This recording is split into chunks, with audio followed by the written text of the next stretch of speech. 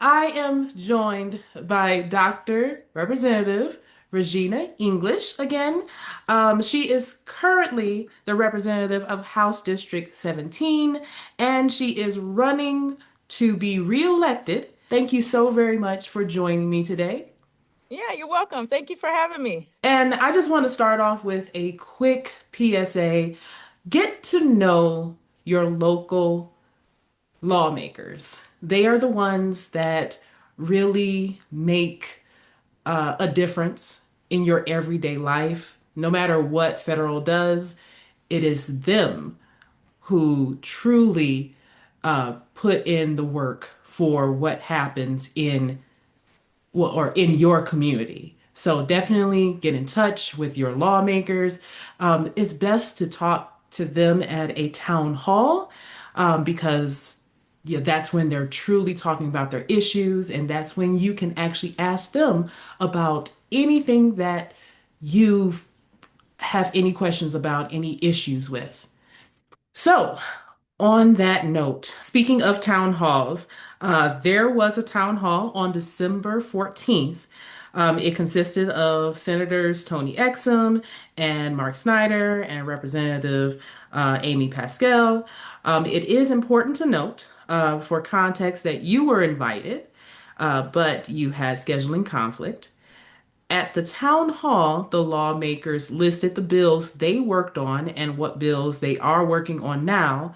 So, for my audience, can you tell us about the bills that you worked on and what bills you are working on right now? So I'm going to keep it simple because I've definitely worked on a lot of policy. I can speak to some of the things that I'm bringing this session. And it wasn't so much of a scheduling conflict. I was attending a legislator conference in Biloxi, Mississippi, where I represent the state of Colorado Hmm. as the Region 12 chair. So I was obligated to be at the conference and make sure that Colorado had a presence and a voice at the table. Wow. All the way in Tennessee. Not, you Biloxi, said in Mississippi. Mississippi. Wow. Yes, yes. So I hold several titles in conjunction with who I am as a legislator. So it pulls me in different places, but it's a good thing because, like I said, it's building capacity for the state of Colorado. But I do a lot of work in the behavioral and mental health space, criminal justice reform last year. Senator Exum and I, along with some of our other colleagues, we were able to get the right to visitation passed, which it was a Black Caucus priority bill. And what that particular policy did was it's basically saying you cannot take away visitation rights from people that are incarcerated as a disciplinary action because we know that impacts their mental health when they're cut off from the real world or cut off from their families. So we were able to work with DOC and get something on the table that has been comprehensively working because I've gotten several emails saying, hey, we spoke to this policy and everything worked out and they weren't able to withhold visitation rights. So that was one of the priorities that we ran last year in a criminal justice reform space. I do some education bills since I've been in the legislature. I was able to ban the use of corporal punishment in schools. I was able to get that done. Still trying to work on getting banning the use of seclusion rooms in schools passed because we do not send our children to school to be incarcerated. And simply putting it, there are some people in the state of Colorado that's in the education space that feels as though this is something that should happen. But I think what the issue is the definition. And although I made the definition of seclusion rooms and de escalation rooms clear, some people just still didn't find it important enough to protect kids that way. So I'm going to continue to apply pressure in this space because I'm all about keeping students safe, especially in school. It probably won't come back this particular session because I've lost this bill title for 3 years in a row. And I want to make sure the next time I put a school safety bill on the table, that it will be in a good space to where it can get passed. Not to say this one wasn't, but it didn't pass. So obviously, I need to take a different approach and rework it. But a big piece of legislation that I'm working on this session that's going to be put on the table is the Black Momnibus Bill. Hmm. So it's a Black maternal health bill, and it's mandating that OBGYNs and providers in this space will have to take 1 to 2 hours of training in culturally sensitive training, as well as we're dealing with morbidity. And if there's a lack of care that results in death, or a lack of care that results in harm, there will be some civil penalties, and you can potentially lose your license to Hmm. practice in the OBGYN space, because you know, and I know, as Black women, we should not have to die giving birth, and our Black bodies will be respected, and the lives of our kids will be saved in spaces that are supposed to provide care. And what we see happening across the nation, I feel like this is the time and the moment for this particular policy to be put on a table to ensure that we are not losing the lives of Black women in the state of Colorado. So, making sure we can safeguard our health care is Hmm. very important to me. And another policy I'm bringing to the table is, it has to do with hair extensions and weaves and synthetic hairs. What's happening is, when we buy this particular hair, the ingredients that are in this hair Hmm. is not on the packaging.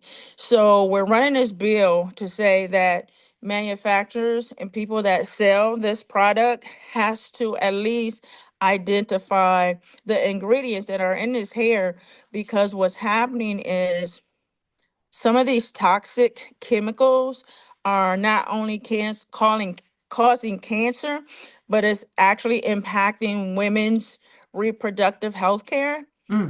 Um, and this is for all women straight across the board, because it's not just Black women that wears synthetic hair or wigs or weaves Hmm. and extensions. So this is for all women straight across the board, or for whomever wears weaves or extensions in their hair. We just want to mandate that if you're selling these products in the state of Colorado, you have to identify what's in them. And then I'm bringing forth a home ownership equity bill.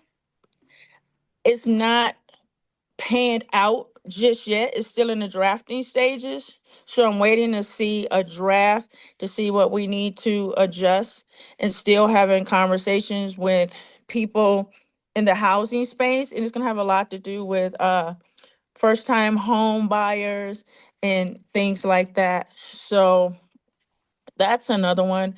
And then I'm working in the space with the Colorado Mad Moms, with parents that have kids or people, family members that are schizophrenic or are dealing with some grave behavioral health or mental health disorders. So we're working on ironing out the definitions to make them clear and concise.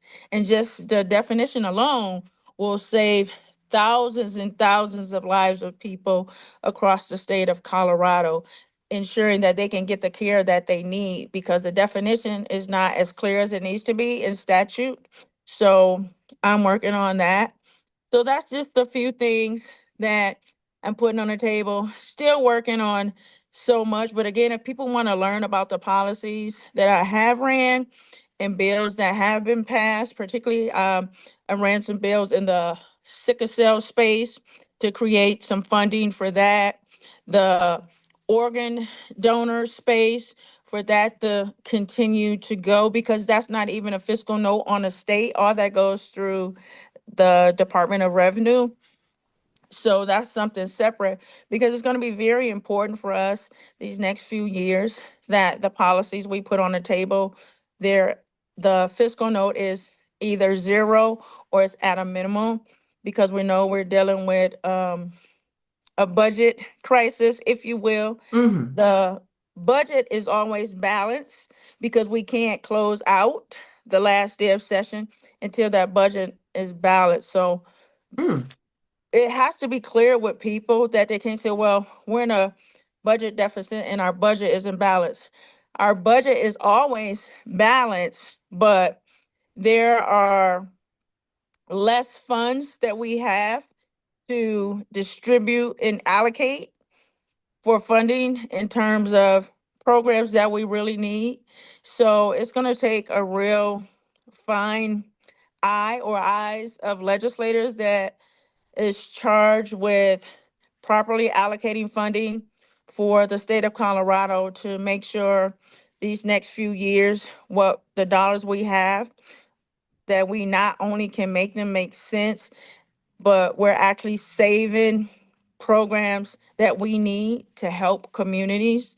But again, people can go to the Colorado General Assembly website and click on Regina English, find my legislator, whether I'm their legislator or not, and people can see all the bills that I've ran, bills that have passed, and bills that have failed, because we all have bills that have been vetoed or bills that have failed. Thankfully, the governor hasn't vetoed any of my bills because we got to understanding. We need to have a conversation first, my Mm-hmm. friend, Mm-hmm. before you get to vetoing things. But yeah, other than that, they can really find out a lot of work that I've done because it'll take a lot of time to really break that down.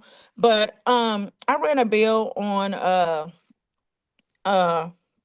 temporary insanity, right? So if people are able to stand trial in court, and I've ran some bills in the criminal justice space for jail not to be the place for people that are dealing with mental health issues, and Mm-hmm. we need to be able to provide those wraparound services. And we've been working on for the longest to see if we can get more beds for these people or places to house these people to actually give them those wraparound services so that they can get the care they need so they can come back and give to society in a meaningful way. So Mm-hmm. there's still a lot of work that needs to be done.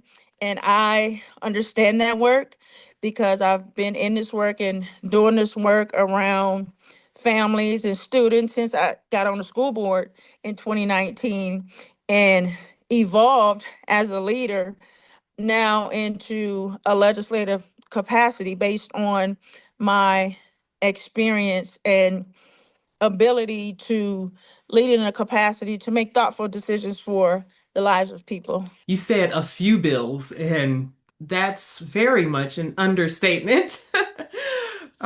And so, um, one thing that came up a couple of times was TABOR.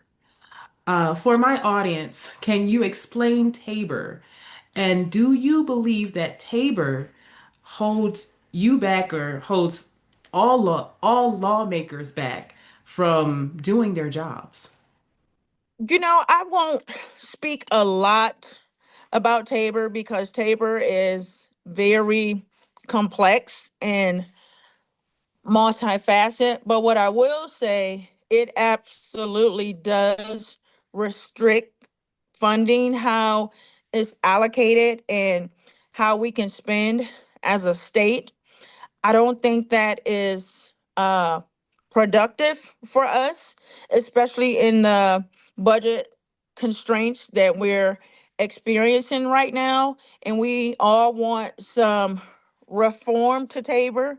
Some Mm, of us want Tabor to completely go away.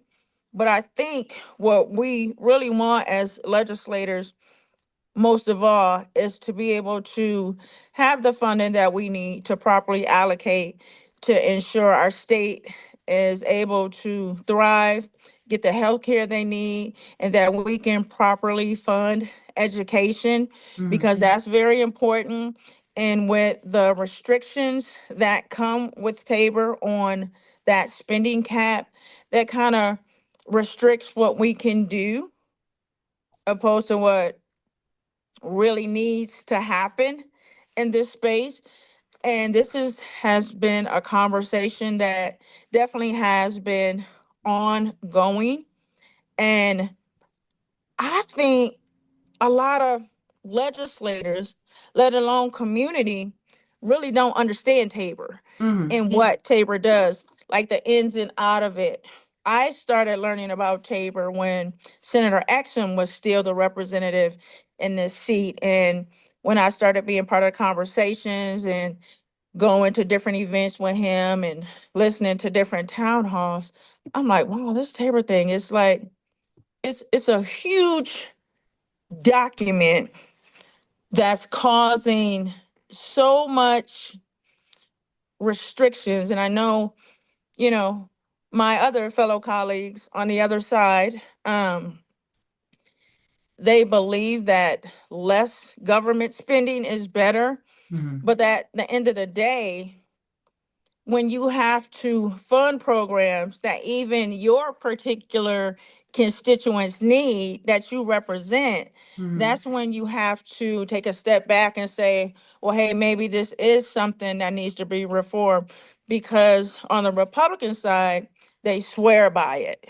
But we know on the Democrat side, the implications that it has to a lack of funding, which means there's a lack of access, and people feel like they are overtaxed already. So it's a matter of figuring out, what does this look like for us to provide the services that we need as a state, and how do we need to pivot? What voices need to be collectively at the table to make meaningful and thoughtful decisions, not party decisions, but meaningful and thoughtful decisions for the state of Colorado, because Tabor impacts the entire state of Mm-hmm. Colorado with the restrictions, and particularly education, because just as well as I know as a legislator, education is underfunded and Mm-hmm. has been for some time now. So we really need to figure this Tabor issue out Mm-hmm. and modify it accordingly, if not completely taken away and start all over with something new. I'm not about moving the needle. I'm about skipping the whole record. Let's do another dance. I'm tired of dancing to this song. Mm-hmm. So, I mean, that's the way I feel about Tabor, and the restrictions it causes some uncertainty and unknowns across the state. But I think when people lean in and really get to understand and know the legislative process and really understand how it works, I believe the conversations will begin to change, and there will be more of a collective work opposed to a party work. So that's my favorite thoughts. Fair enough. And just in case it wasn't clear, Tabor, from what I understand, is like a Bill of Rights for, Taxpayer Bill of Rights. yes, it's taxpayer Bill of Rights. So the taxpayers, they get a say as to where their money goes.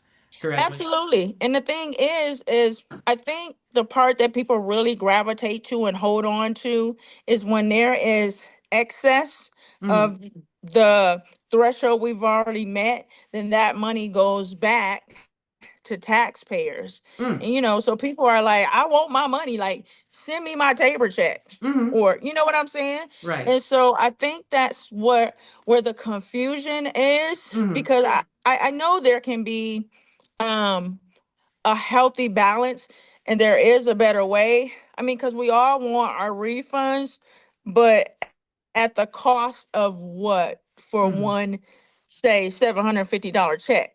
So mm, we get that $750 check, which some people it'll be gone within minutes, mm, and now education has to suffer.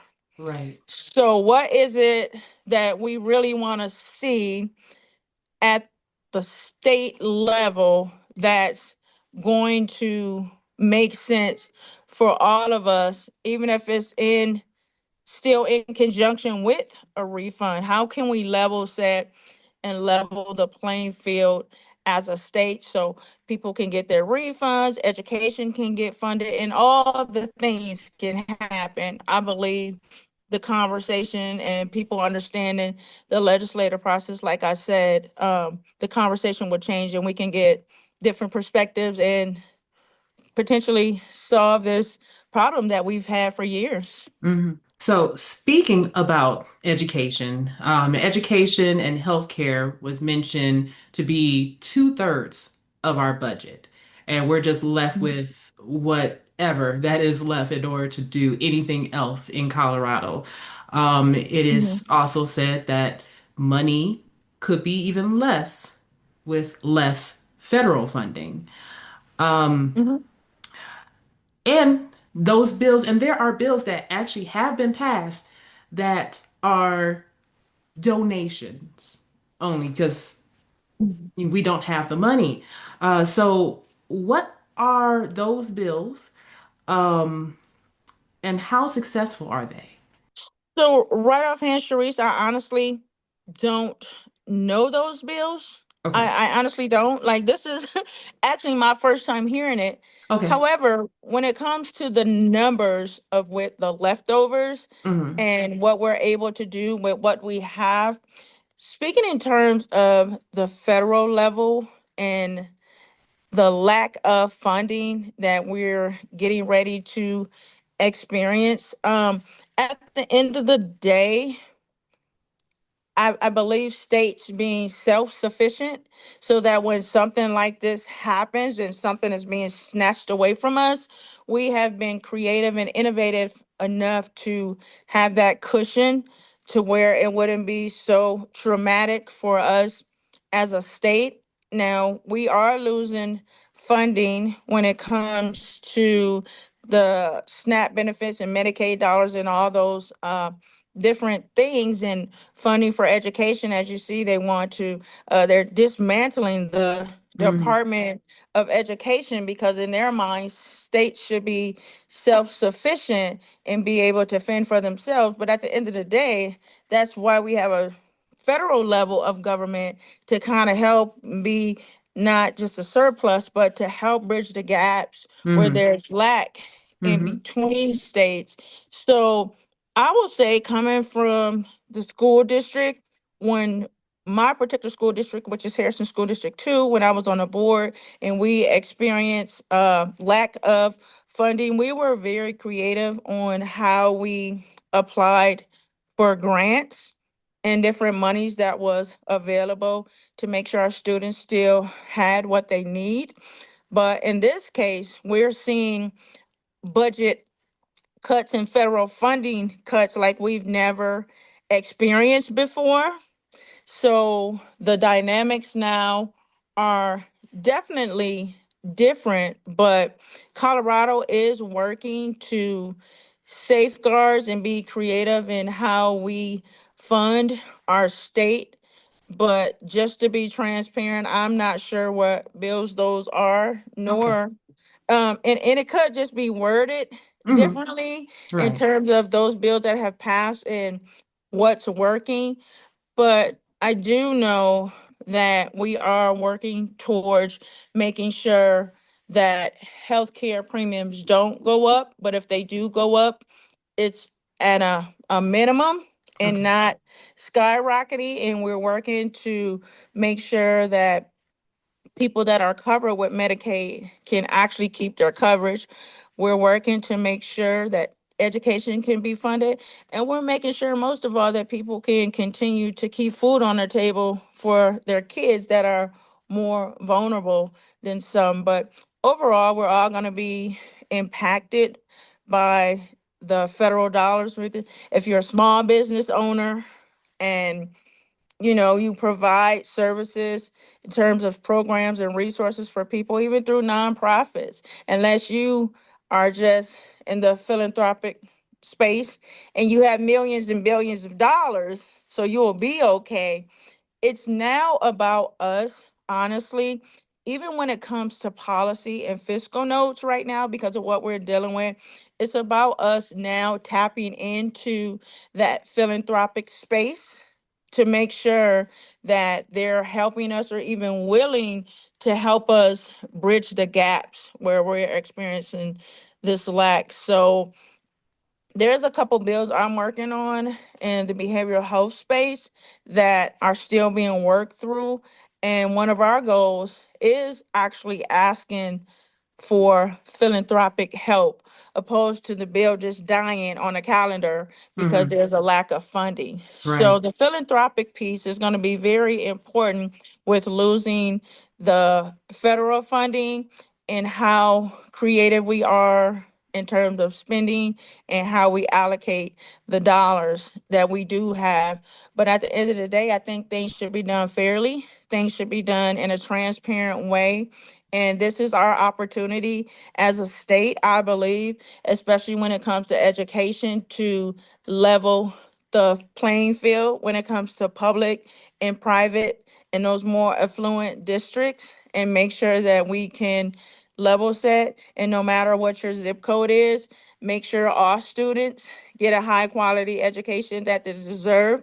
No matter what your zip code is, make sure everybody can feed their babies Hmm. or feed themselves. So those are things that are at the forefront of not only my mission, but I believe the state of Colorado's mission, which is important in these times we're living in. You mentioned bills, and I know that one thing that was asked was, well, why are Democrats even working with Republicans on bills?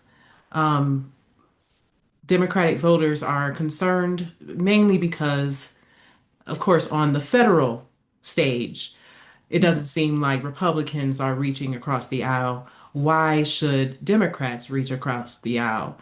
So they're concerned about you doing bills with Republicans. What do you have to say to those voters? Well, at the end of the day, for me, when I'm on my campaign trail, number one, I'm not a liar. So I'm not just going to give you a feel good message, because at one point in time, there were a lot of people saying, well, you got to know how to work across the aisle. You got to learn how to work across the aisle. And for me, I've worked with my Republican colleagues since I've been in office, and I've been very successful in doing that, because at the end of the day, without the D and without the R, we're people, and the lives of people are being impacted.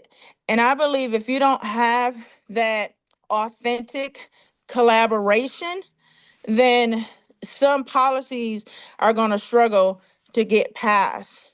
Even though we have the majority, it doesn't mean that we agree all the time, because I've had four of my bills killed, Mm, and one or two of them was actually with my Republican colleague that I shared about protecting kids. mm, So for me, it's not a matter about Democrats are mad because at the state level, Republicans and Democrats are working together. First of all, I think that democracy would be a better place if we can figure out how to work together peacefully and in unity. And let me just be clear that just because I do work with my Republican colleagues across the aisle does not mean that we agree on everything. We mm, just agree on this particular policy that we can push together for the people of Colorado. So for me, I feel like that's nonsense for Democrats to not want Democrats and Republicans to work together, because at the end of the day, I represent Republicans as well, because both Republicans, Democrats, independent, unaffiliate, all these people live in my district. mm, So when all these people collectively, because I've had Republicans vote for me or come up to me and be like, I voted for you, things like that, it's because it's something within you that they trust, mm, because I pride myself on not only working across the aisle, but being a fair legislator.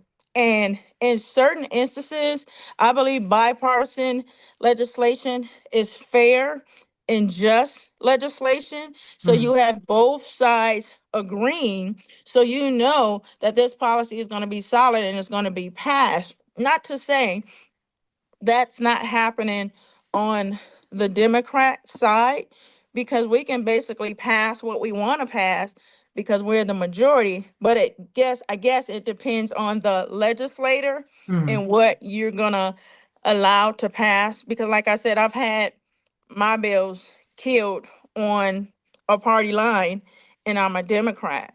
And mm, people are like shocked when I say that, but it's because they're not really understanding the legislative process, mm, understand the dynamics, understanding the agendas and the breakdowns of committee. Because we know if a bill doesn't pass out of committee, it's done, it's dead mm, until the next session. Like you can't bring it back up within the same session. So just mm, people really listening, leaning in intentionally to mm, this work and to this space so that they can really understand, well, when the bill does die, they will know, well, Rep English tried. I know because mm, I listened into committee, or I came and I testified on her bill and I watched her fight for the people, and Democrats or whoever, Republicans, still voted to kill her bill. And mm, right now, that has not really been happening. And since I've been in the legislature since 2022, I have expressed how we need to have a larger Colorado Springs presence in that building, especially from the South End, because what people literally have said to me in that Capitol is people are not going to take y'all serious because y'all don't show up anyway. Y'all, mm, your district barely even votes. And to mm, me, that's disheartening because some of it is true.